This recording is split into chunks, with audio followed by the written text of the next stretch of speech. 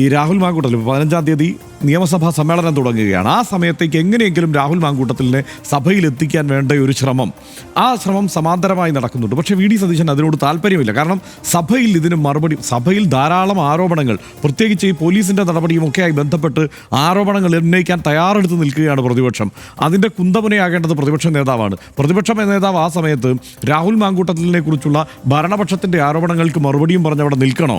അതാണ് അദ്ദേഹം ആലോചിക്കുന്നത്. അദ്ദേഹത്തിന് വേറെ ഒത്തിരി കാര്യങ്ങൾ അവിടെ സഭയിൽ പറയാനുണ്ട്. അപ്പോൾ അതുകൊണ്ട് തന്നെ അദ്ദേഹത്തിന് രാഹുൽ മാങ്കൂട്ടത്തിലിൻ്റെ പ്രസൻസ് സഭയിൽ വേണ്ടതില്ല എന്നുള്ള ഒരു തീരുമാനം അദ്ദേഹത്തിനുണ്ട്. അദ്ദേഹത്തിൻ്റെ താല്പര്യം അതാണ്. പക്ഷേ സഭയിൽ എത്തിക്കുമെന്നും സഭയിൽ പ്രതിരോധിക്കുമെന്നും ഒക്കെയാണ് അടൂർ പ്രകാശിനെ പോലെ, സണ്ണി ജോസഫിനെ പോലെയൊക്കെ ഉള്ളവർ, നേതാക്കന്മാർ തന്നെ ഒരു ഘട്ടത്തിൽ പറഞ്ഞത്. മാത്രമല്ല, ഇതിൽ സങ്കടകരമായ കാര്യം, അത് പറയാൻ മുന്നിൽ നിന്ന നേതാക്കൾ ആരും വി ഡി സതീശനെതിരെ ഇപ്പോൾ ഈ സോഷ്യൽ മീഡിയയിൽ സൈബർ ആക്രമണം നടക്കുമ്പോൾ മിണ്ടുന്നില്ല എന്നുള്ളതാണ്. ഈ Adoor Prakash U D F convener അക്ഷരം മിണ്ടുന്നില്ല, സണ്ണി ജോസഫ് KPCC പ്രസിഡന്റ് ഇതിനെക്കുറിച്ച് പ്രതികരിക്കുന്നില്ല.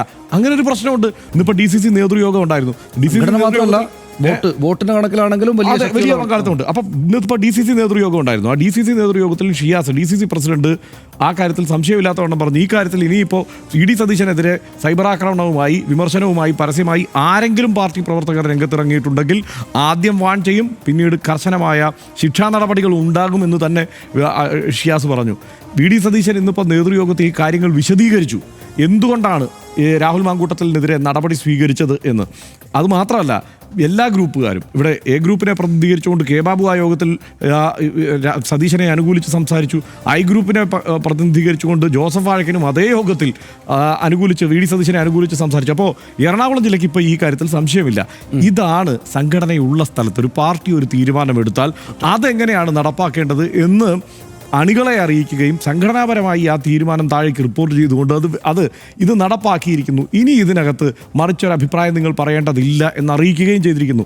സോഷ്യൽ മീഡിയയിലൂടെ ഒരു ഇളക്കമുണ്ടാക്കിയിട്ട് ആ സോഷ്യൽ മീഡിയയിൽ എല്ലായിടത്തും ഇപ്പം വലിയ ഇളക്കം ഉണ്ടാകുന്നുണ്ട്, ചിലപ്പോൾ വിപ്ലവങ്ങൾ തന്നെ ഉണ്ടാകുന്നുണ്ട് എന്നുള്ളത് വേറെ കാര്യം. പക്ഷേ സോഷ്യൽ മീഡിയയിൽ ഇവിടുത്തെ സൈബർ ആക്രമണത്തിന് വഴങ്ങിക്കൊണ്ട് ഇക്കാര്യത്തിൽ കോൺഗ്രസിൻ്റെ വിശുദ്ധിയെ ചോദ്യം ചെയ്യുന്ന തരത്തിലുള്ള ഒരു നിലപാടെടുക്കേണ്ടതില്ല എന്ന് വി ഡി സതീശൻ തീരുമാനിച്ചിരിക്കുന്നത് ഒറ്റ കാരണമേ ഉള്ളൂ.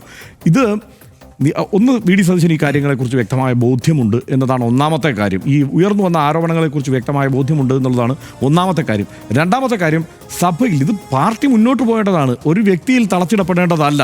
അപ്പോൾ മുന്നോട്ട് പോകാൻ ഈ രാഹുൽ മാങ്കൂട്ടത്തിനെ തള്ളിപ്പറഞ്ഞുകൊണ്ട് പാർട്ടി മുന്നോട്ട് പോയേ പറ്റൂ എന്നുള്ള തിരിച്ചറിവ് അദ്ദേഹത്തിനുണ്ട്. ഇതാണ് ഇപ്പോൾ സംഭവിച്ചുകൊണ്ടിരിക്കുന്നത്. ആ കാര്യത്തിൽ ഇനിയിപ്പോൾ ഒരു വിട്ടുവീഴ്ചയ്ക്ക് വി ഡി സതീശൻ തയ്യാറാകുമെന്ന് ഞാൻ കരുതുന്നില്ല.